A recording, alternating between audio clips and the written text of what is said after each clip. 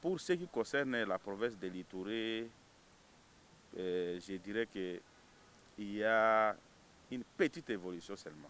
Une petite évolution parce que depuis que le président de la République a décrété l'état de siège en Itourie au nord Kivu, on a enregistré beaucoup de cas d'assassinat. Mais d'assassinats qui ne se font pas sous forme de guerre ou bien des assassinats liés à des affrontements. Non, ce sont des assassinats liés à des guérillas. Parce que les miliciens, les groupes armés ont adopté la forme de guérilla. Ils sortent ici, ils massacrent et puis ils disparaissent. C'est ça aussi ce qui se fait maintenant. Alors, nous avons soutenu l'état de siège. Nous l'avons demandé, pas seulement soutenu, mais on l'avait demandé. Nous l'avons soutenu. Nous continuerons à le soutenir, mais il appartiendrait aux responsables désignés pour exécuter cet état de siège de bien faire les choses. De bien faire les choses, ça veut dire que de poser l'autorité de l'État. Moi, je crois que l'autorité de l'État ne peut pas s'imposer sur papier. L'autorité de l'État ne peut pas s'imposer à travers la sensibilisation ou bien l'évangélisation, mais l'autorité de l'État se pose à travers la force. La force, c'est l'armée, la force, c'est la police, la force, ce sont les services de sécurité. Et c'est ça ce que la population attend de cet état de siège. Maintenant, le président de la République, comme le papa de tout le monde, vient de corriger cette erreur-là. Et nous pensons qu'avec son passage, les choses vont évoluer. Parce que les fils et filles de l'Itourie aussi ont besoin que les chefs de l'État puissent les consoler. Il y a beaucoup de choses. Il y a les déplacés qui sont là-bas pendant autant d'années sans assistance. Peut-être son passage portera aussi solution à ces gens-là parce que la fois passée, il était parti et il avait laissé quelque chose immédiatement aux déplacés. Il s'était rendu lui-même voir les déplacés. Nous avions salué à l'époque parce que nous étions parmi les députés qui étaient partis aussi mobiliser la population pour l'accueillir. Et cette fois, même si nous ne sommes pas partis, mais la mobilisation elle est au maximum. Et il sera accueilli. Vous allez vivre ça avec moi dans les images qui vont provenir de l'Itourie. Correcteur News TV, Awande correction, Yaba News tout. Donc Awande, on assure quoi. Suivez Correcteur News TV pour avoir toutes les informations crédibles et fiables. Correcteur News avec Yemoko Rachou. Rachou, la caramel, check.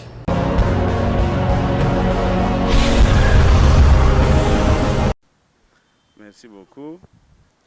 Je voudrais d'abord commencer par dire qu'aujourd'hui nous sommes les 15. Et comme d'habitude, normalement on allait clôturer la session. Mais malheureusement, on ne va pas le faire aujourd'hui. Parce que nous sommes dans l'état de siège. La partie est de la République, dont la province du Nord Kivu et de l'Itourie, était soumise à une gestion spéciale qu'on a appelée état de siège. Et à cause de ça, nous allons continuer. Alors, pour revenir à la question que vous avez posée, c'est vrai, nous avons eu, au cours de cette session, à examiner, à exécuter beaucoup d'activités parlementaires, hormis les lois de ratification que nous avons eu à voter, les projets de loi alors. Parce que si j'ai bien mémoire, nous avons eu à voter presque 7 lois de ratification. En dehors de ça, il y a eu la loi sur la CENI. Parce que tous les Congolais attendaient comment les choses vont se dérouler en 2023. C'est comme ça qu'il fallait un texte. Pour que les choses aillent bien, il fallait un texte et l'Assemblée nationale s'est justement pris dans ces dossiers et la loi a été bel et bien votée. En dehors de ça aussi, nous avions eu à prolonger l'état de siège parce que état proclamé par le président de la République pour une durée de 30 jours, il fallait, compte tenu de l'avancement de la situation sécuritaire sur le terrain, il fallait qu'on puisse proroger. C'est ce que nous avons fait. Donc, au moins au cours de cette session, l'Assemblée nationale a beaucoup travaillé. S'il faut tenir compte des calendriers présentés par les membres du bureau, ça veut dire que l'Assemblée a presque exécuté le calendrier à 65%, pour ne pas dire 80%. Parce que si je dirais 80%, là, ça frôle déjà les 100%, or ce n'est pas le cas. Donc, c'est ça, à titre de bilan, le bilan des activités parlementaires pour la session de mars ici est presque négatif. Pas négatif, mais positif, je m'excuse beaucoup, c'est vraiment positif. Et nous saluons la bravoure des membres du bureau, particulièrement son président, à la personne de l'honorable Mbosso Kodia. Voilà. Il y a les bureaux, vous parlez des sessions de marche politique, mais d'une part, la société civile est divisée en rapport avec la loi organique. Vous avez voté Je crois qu'au monde ici aussi, le temps que nous allons continuer à rester sur cette terre ici et que nous allons continuer à respirer, les divergences ne vont pas se terminer. Donc, les gens vont continuer toujours à émettre des idées divergentes. C'est tout à fait normal. Je crois que ce qui oppose maintenant la classe politique avec la société civile, c'est l'indépendance de la CENI. Et moi, pour ce qui me concerne, aujourd'hui, si je vais parler, peut-être vous allez tendre le micro aussi à une personne de la société civile, on dira, bon, c'est lui-là parler comme un politique, c'est normal. Mais à mon niveau, je sais que les choses ont évolué. Les choses ont évolué d'abord concernant le nombre de personnes venant de la société civile pour la CENI. Vous êtes ça, j'ignorais qu'on a quand même augmenté à la société civile. Ce qui était reconnu pour les politiques, les nombres sont restés exacts. Ça veut dire que ça, c'est encore quand même une avancée. On ne peut pas se lever aujourd'hui pour dire qu'on change tout à la fois, mais la volonté, elle est déjà là. Le changement, il est déjà là. Ça veut dire que ce que les autres racontent à côté là, ce sont seulement des racontards. Et on ne pourra pas peut-être arriver à satisfaire tout le monde selon la position ou bien selon les besoins de tout et chacun, ou bien de chaque structure. C'est impossible. Alors, pour ce qui concerne l'indépendance, c'est vrai, les choses vont évoluer avec les membres de la CENI. D'autres critiquent, effectivement, ils disent, bon, mais il faut mettre déjà dans nos têtes que la CENI, de par son objectif, la CENI, c'est une structure indépendante, bien sûr, mais qui confère les pouvoirs aux politiques, aux institutions administratives et politiques de notre pays. Donc, à ce niveau-là, les politiques ne doivent pas aussi marquer des personnes qui doivent venir des partis politiques. Parce que si on dit aussi consensus, il s'agit de la société civile, il s'agit aussi des politiques d'un côté. Donc, c'est tout à fait normal ce débat-là. Moi, je ne vois pas pourquoi on doit continuer à faire ce débat. Mais aussi, la démocratie sollicite à ce que s'il y a un fait politique, il faudrait qu'il y ait des débats engagés autour de ça. Et c'est tout à fait normal. Donc, c'est ça. Oui, vous avez parlé aussi de cette positivité-là, de cette session. Vous avez salué le président Mbosso. Mais il y a aussi une question qui a taraudé tout l'échiquier politique, les contrôles parlementaires. On n'a pas vraiment assisté à beaucoup de contrôles parlementaires pendant toute cette session. Et on dit que le bureau, ou soit le député, cherche à protéger le membre de l'Union sacrée. Bon, je ne sais pas. C'est une question adressée à l'Assemblée nationale, ou c'est une question adressée aux membres du bureau, ou c'est une question adressée à l'honorable Jacques-Claude Draza qui est devant vous.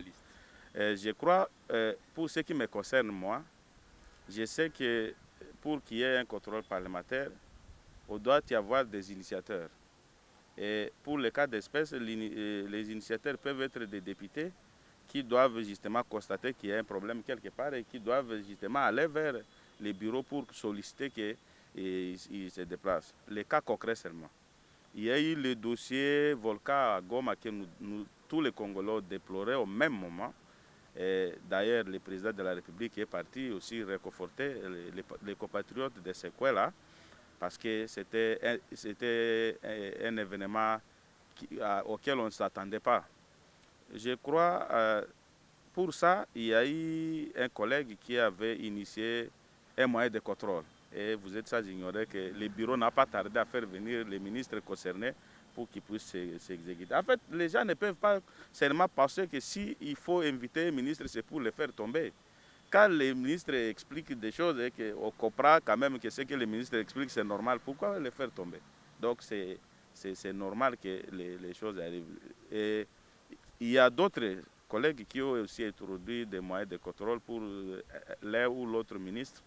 Je crois que comme la session continue, au cours des temps que nous allons passer ici, certainement il y aura aussi un autre membre du gouvernement qui sera convoqué. Mais je voudrais préciser une chose. L'union sacrée est état d'esprit de tout et chacun, voir la chose autrement. On ne peut pas étouffer les moyens de contrôle. À l'union sacrée, d'ailleurs, c'était dit clairement, les honorables qui étaient dans l'union sacrée avaient suivi clairement pour dire que, en tout cas, s'il faut contrôler, il faut contrôler. S'il faut sanctionner, il faut sanctionner parce que le peuple congolais a besoin de changement. Et c'est ça aussi l'union sacrée. L'union sacrée, c'est le changement. L'union sacrée, ce n'est pas un parti politique comme mon parti politique, mais c'est l'état d'esprit, comment les choses doivent changer. Et si nous voulons que les choses doivent changer, nous ne pouvons pas continuer à verrouiller à un certain moment. Vous constatez avec moi ce qui se fait dans la salle de plénière ici parfois. Il y a des jours où, pour des sujets comme ça, vous trouvez que les députés quittent même l'union sacrée, ils votent même avec les députés de l'opposition ensemble. C'est ça aussi l'évolution que nous constatons. Il faut en parler. Il ne faut pas seulement se limiter autour de voir un aspect ou un autre aspect, mais il faut aussi en parler parce que si c'est ça, il faut reconnaître qu'effectivement c'est ça. Il y a à peine 4 jours, si je ne me trompe pas, il y avait une plénière où il faudrait répondre au réquisitoire du procureur par rapport à la demande de 2 collègues qui devront être autorisés par la plénière pour aller répondre comme renseignants par rapport aux faits portés contre un ancien Premier ministre de notre pays, qui appartient à une des chambres aussi du Parlement. Mais pour cette question-là, les députés ont examiné objectivement. Les gens ont dit non, mais si c'est ça, il faut d'abord examiner comment les choses vont se passer. Et surtout que les collègues sont des tierces personnes et ne peuvent pas aller directement devant leur juge traditionnel qui n'est certainement la Cour de cassation. À ce titre, les députés se sont ralliés pour dire qu'il faut remettre la question au niveau d'une commission spéciale.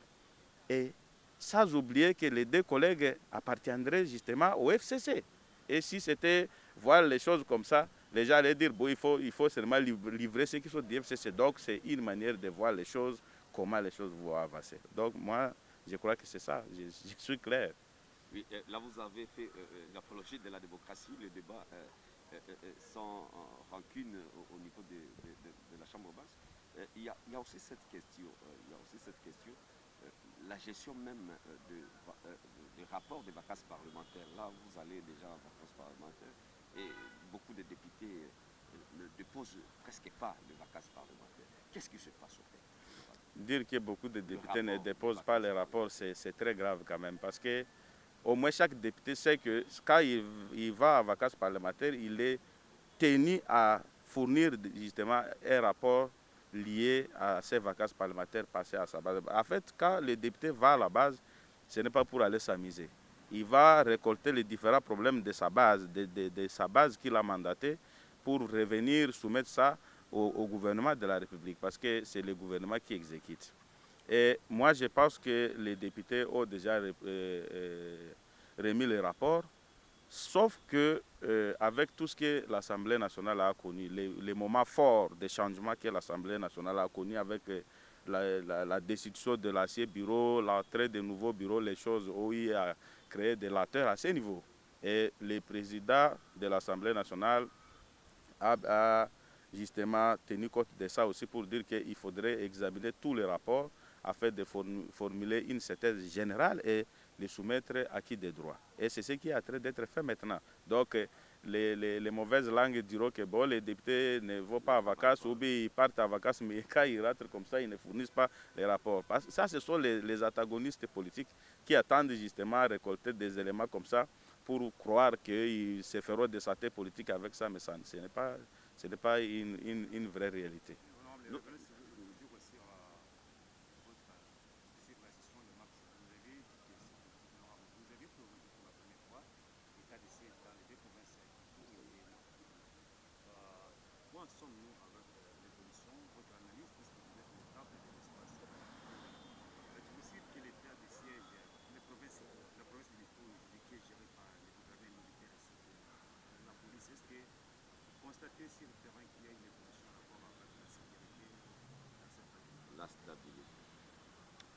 Oui, proroger, c'était une obligation. Il fallait faire ça. Pourquoi? Parce que la Constitution prévoit une durée bien fixe pour l'état de siège ou l'état d'urgence. On parle de 30 jours, vous êtes sans ignorer. Mais quand les 30 jours se terminent, alors que l'objectif pour lequel l'état de siège ou l'état d'urgence est décrété n'est pas encore atteint, on doit prolonger. C'est là encore que la Constitution est restée évasive. Il faut prolonger 15 jours, mais combien de fois? Ce n'est pas déterminé. Donc on peut prolonger pour une année, pour 2 ans, pour 3 ans, même pour 5 ans. C'est ça la réalité. On ne dit pas combien de fois, 15 fois, mais 15 jours, mais combien de fois, on ne précise pas ça dans la Constitution. À moins que vous puissiez lire cette Constitution autrement. Mais moi, quand je l'ai lu, je n'ai pas trouvé ça. Donc c'est ça aussi la difficulté. Alors maintenant, en principe, pour prolonger, il faut tenir compte de la situation, de l'évolution de la situation sur le terrain. Pour ce qui concerne la province de l'Itouré, je dirais qu'il y a une petite évolution seulement. Une petite évolution parce que depuis que le président de la République a décrété l'état de siège en Ituri au nord Kivu, on a enregistré beaucoup de cas d'assassinat. Mais d'assassinats qui ne se font pas sous forme de guerre ou bien des assassinats liés à des affrontements. Non, ce sont des assassinats liés à des guérillas. Parce que les miliciens, les groupes armés ont adopté la forme de guérilla. Ils sortent ici, ils massacrent et puis ils disparaissent. C'est ça aussi ce qui se fait maintenant. Alors, nous avons soutenu l'état de siège. Nous l'avons demandé, pas seulement soutenu, mais on l'avait demandé. Nous l'avons soutenu. Nous continuerons à le soutenir, mais il appartiendrait aux responsables désignés pour exécuter cet état de siège de bien faire les choses. De bien faire les choses, ça veut dire que déposer l'autorité de l'État. Moi, je crois que l'autorité de l'État ne peut pas s'imposer sur papier. L'autorité de l'État ne peut pas s'imposer à travers la sensibilisation ou bien l'évangélisation, mais l'autorité de l'État se pose à travers la force. La force, c'est l'armée, la force, c'est la police, la force, ce sont les services de sécurité. Et c'est ça ce que la population attend de cet état de siège. Les jours où les offensives vont commencer ça et là, donc au nord Kivu, à Ituri, nous allons saluer ça parce que c'est même ça, notre population attend ça. Et les gens, au début, s'étaient fait une idée autour de l'état de siège. Les gens croyaient que si les militaires vont venir, d'abord, tous les Congolais ont une idée peut-être péjorative par rapport à l'armée. Les gens voient déjà à l'armée, c'est comme si des personnes qui ne sont que là pour faire seulement la force. Et les gens pensaient qu'avec l'état de siège, l'arrivée de 2 gouverneurs sur le terrain, ça devait être seulement le feu chaque jour, donc le lundi au dimanche, et le 1er au 30 ou au 31. Malheureusement, ils sont arrivés sur le terrain, les gens ont attendu 1 semaine, 2 semaines, ça n'a pas eu lieu. Et la population commençait déjà à baisser les bras. On dit, bon, mais écoutez, est-ce que c'est ça l'état de siège qu'on attendait? Donc le problème aussi, c'est la coopération même de l'état de siège.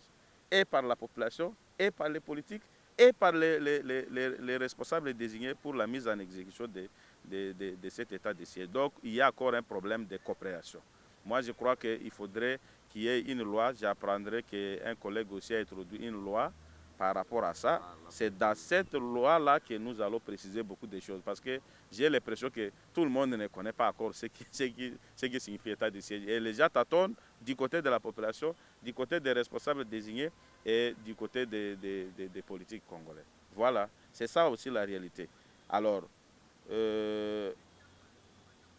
nous sommes en train de continuer à soutenir. Peut-être que c'est ici le lieu aussi de demander à ces responsables désignés qu'ils ne doivent pas croiser les bras. Ils doivent continuer parce que pour ce qui se passe à l'Est aujourd'hui, on ne peut pas avoir plus de deux groupes armés étrangers. Donc, un bon nombre de ces groupes armés est diminué. Alors, comment on peut s'imaginer que les gens qui quittent leur village, les gens, pour la plupart des cas qui marchent pieds nus, peuvent arriver à mettre les coins où ils vivent comme ça dans les chaos, sur les plans sécuritaires. C'est grave. Donc l'armée doit poser. Il y a des gens qui disent, bon, si il faudrait pousser l'armée à tirer, mais la communauté internationale va condamner, on va dire que non, l'armée a massacré, tout ça, mais je ne suis pas pour cette thèse-là. Moi, je ne partage pas cette thèse-là parce que les gens, soi-disant population-là, ce sont des gens qui tuent sans pitié. Ils évatrent nos mamans, ils tuent les enfants, donc ils mutilent les corps même des enfants. C'est quand même horrible. Alors, les personnes qui se comportent comme ça, moi, je crois que l'État doit prendre toutes ses responsabilités vis-à-vis de ces personnes-là. Vous pensez que l'armée peut procéder directement par les méthodes de ratissage? D'abord, avant d'arriver au ratissage, il faut bien cibler. Il faut identifier, il faut localiser et puis il faut frapper. C'est à l'issue de cette frappe qu'il y aura ratissage. Parce que à l'issue de cette frappe, il y aura deux possibilités. Les personnes qui vont mourir. Les personnes qui vont se rendre. Et puis ceux-là qui vont s'évader dans la nature, on va justement continuer à les chercher. C'est ça ce qu'on appelle ratissage. Les restes là qui vont maintenant se cacher dans la nature, l'armée fera l'effort de les retrouver avec la population. Mais nous aussi, comme je l'avais dit, la charge est partagée. Donc la population, je l'ai dit dans une interview, je ne me situe pas bien si c'était à quelle date, mais j'avais dit que les militaires qui sont partis pour la mise en application de l'ordonnance du chef de l'État portant état de siège au nord Kivu à Ituri ne sont pas des anges, ne sont pas des saints, ne sont pas des esprits qui connaissent déjà ce qui se passe effectivement. Mais c'est la population qui doit les aider aussi. C'est la population qui doit dire, écoutez, la maison là, dans la maison des voisins là-bas, il y a quand même un milicier là-bas. Mais si aussi notre population ne se livre pas comme ça, c'est quand même trop dangereux. On ne pourra pas s'attendre à un bon résultat à ce moment-là. Ça, c'est un. Mais de deux, il y a parfois, en tenant compte de certaines expériences aussi du passé, parfois la population vient livrer des informations comme ça, mais cette même population n'est pas protégée. Les personnes accusées se tournent maintenant pour massacrer la population à contrepartie des informations livrées. Donc ça aussi, c'est un aspect du côté des forces de l'ordre, de sécurité, qu'on doit tenir compte. Parce que si pour la première fois c'est passé comme ça, pour la seconde fois, je crois que chacun fera l'effort de se réserver sous peine de courir encore des risques comme les précédents. Donc c'est un problème que les responsables doivent tenir en compte. Voilà. Honorable, nous sommes déjà à la fin. Vous descendez déjà dans votre chef électoral, dans votre base, dans votre province. Un mot à toutes ces populations. La population qui nous suit, c'est une population qui a tant souffert et peut-être qui continue à souffrir aujourd'hui. Parce que pour nous qui venons de l'intérieur du pays, les réalités ne sont pas comme les mêmes ici à Kinshasa. Les réalités ne sont pas les mêmes dans des chefs-lieux de province. Les gens souffrent très sérieusement, notre peuple souffre très sérieusement à l'intérieur du pays. Pas d'eau, pas d'électricité, pas de beaux bâtiments scolaires, et beaucoup de choses. Donc le social pose extrêmement problème. Et je crois que l'adhésion massive des élus du peuple dans l'Union sacrée, c'est aussi pour pouvoir aider cette population. Nous sommes partis avec l'idée pour dire que ce qui n'était pas fait hier, aujourd'hui, avec notre adhésion massivement à cette philosophie du président de la République, doit arriver à s'exécuter. Et le gouvernement vient à peine d'être nommé et investi par l'Assemblée nationale. Je demanderai à cette population de faire foi à ce gouvernement. Les débits annoncent la fin. Nous avons vu comment le gouvernement ici a traité de se battre dès son entrée. Accordons-lui la chance de voir comment faire les choses. Mais le grand souci est que les choses se fassent cette fois-ci quand même à l'intérieur du pays. Parce que avec vous, nous sommes ici. Nous buvons l'eau dans les plastiques, tout ça. Mais si vous allez voir au village là-bas, les gens boivent l'eau des rivières. On puise ça directement au bois. Mais ici, je ne peux pas m'imaginer qui peut accepter de boire l'eau du fleuve ici directement. Ça ne se fait pas. Donc, quand la population arrive à ce niveau-là, c'est le désespoir. La population arrive au fond. Et en dehors de ça, encore la sécurité vient s'installer. Vraiment, je demande à cette population-là de ne pas désespérer. Le président de la République l'a dit à Goma. Il a dit, ce passage aussi, c'est pour faire comprendre à la population que l'État ne les a pas abandonnés. L'État est avec eux. Donc, c'est le même message. Nous aussi, nous sommes en train de nous battre. Seulement que nous sommes limités comme parlementaires, nous sommes limités dans nos actions. Nous ne pouvons pas peut-être aller à la place de l'armée combattre là-bas pour obtenir ce que notre population veut et ce que nous voulons aussi au même moment. Nous ne pouvons pas aller arranger la route là-bas à la place du gouvernement. C'est l'exécutif qui fait ça. Et nous limitons au niveau d'interpeller, au niveau de dénoncer, au niveau de solliciter. Et c'est ça ce que nous allons faire. Voilà. Honorable, le chef de l'État sera bientôt. Quel message pouvez-vous adresser à la population citoyenne en ce qui concerne l'accueil? D'abord, ce n'est pas pour la première fois que le président de la République vient en Ituri depuis qu'il a été élu à la tête de la magistrature suprême de la République. C'est la deuxième fois. La première fois, il était venu et la population iturienne s'était mobilisée pour l'accueillir. Car bien même que c'était encore au début des atrocités, mais il s'était rendu lui-même là où il y avait les fiefs des milices, donc dans les territoires d'Ndjougou où les choses avaient commencé. Et aujourd'hui, il repart encore en Ituri. C'est notre souhait d'ailleurs, quand j'ai appris par les voies des ondes, à travers ce point de presse qui va se déplacer en Ituri. Moi, j'ai dit Dieu merci. C'était ça ce que les Ituri aussi attendaient. Le Premier ministre était parti, mais il a fait Goma et puis il est parti au Sud Kivu et puis il est rentré à Kinshasa. Nous, on se disait, mais comment les chefs du gouvernement pouvaient aller au Nord Kivu, ça passait par l'Ituri, alors que le Nord Kivu et l'Ituri sont liés par les sorts, par les mêmes sorts. En dehors seulement des catastrophes qui viennent de frapper Goma particulièrement, mais le Nord Kivu fait face à l'insécurité comme l'Ituri. Et les deux provinces sont soumises aussi sous une gestion spéciale que nous avons appelée état de siège.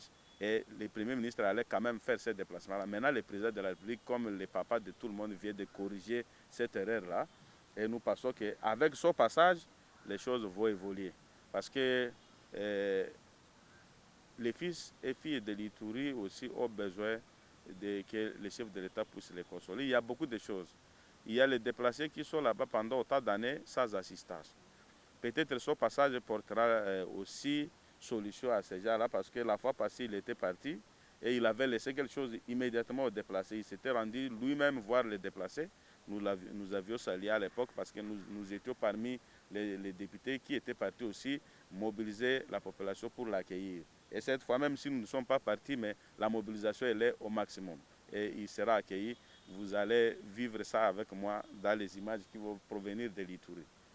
Merci, honorable. Merci pour cet instant que vous nous avez accordé. Merci beaucoup. Et merci à toute l'équipe technique. C'est à moi de vous remercier.